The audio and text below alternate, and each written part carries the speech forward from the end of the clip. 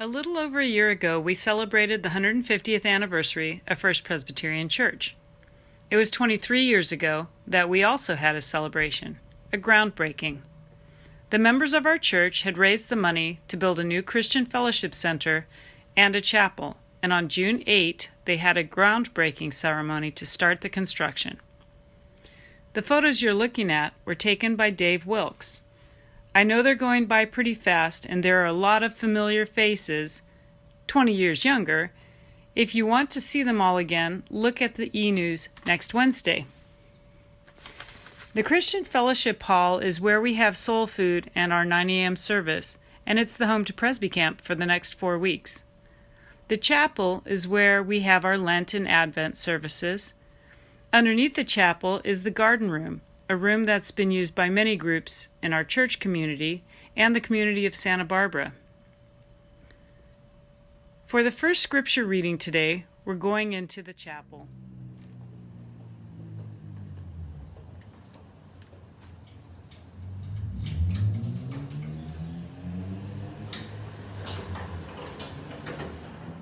Have you been in the chapel? It's a beautiful, intimate space for prayer and worship. There are so many beautiful and special parts of the chapel, the stained glass, the organ, and the piano. But I have to say, my favorite is the pews. Each pew has the name of a woman on it.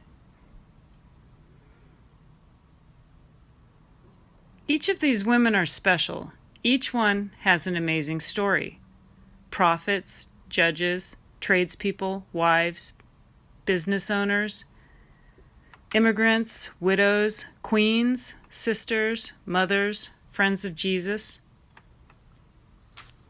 In the story Cheryl's going to read from Exodus today, you actually don't hear Miriam's name, but we know she is Moses' sister, and, as you're going to hear in the story, she's the protector, the big sister looking out for her little brother. Our first scripture reading for today is from Exodus chapter 1, starting at verse 8 through the end of chapter 2. Hear the word of the Lord. Then a new king who did not know about Joseph came to power in Egypt. "Look," he said to his people, "the Israelites have become much too numerous for us. Come, we must deal shrewdly with them, or they will become even more numerous, and if war breaks out, will join our enemies, fight against us, and leave the country." So they put slave masters over them to oppress them with forced labor. And they built Pithom and Ramesses as store cities for Pharaoh. But the more they were oppressed, the more they multiplied and spread. So the Egyptians came to dread the Israelites and worked them ruthlessly. They made their lives bitter with hard labor in brick and mortar and with all kinds of work in the fields. In all their hard labor, the Egyptians used them ruthlessly. The king of Egypt said to the Hebrew midwives, whose names were Siphrah and Puah, "When you help the Hebrew women in childbirth and observe them on a delivery stool, if it is a boy, kill him, and if it is a girl, let her live." The midwives, however, feared God and did not do what the king of Egypt had told them to do. They let the boys live. Then the king of Egypt summoned the midwives and asked them, "Why have you done this? Why have you let the boys live?" And the midwives answered Pharaoh, "Hebrew women are not like Egyptian women. They're vigorous, and they give birth before the midwives arrive." So God was kind to the midwives, and the people increased and became even more numerous. And because the midwives feared God, he gave them families of their own.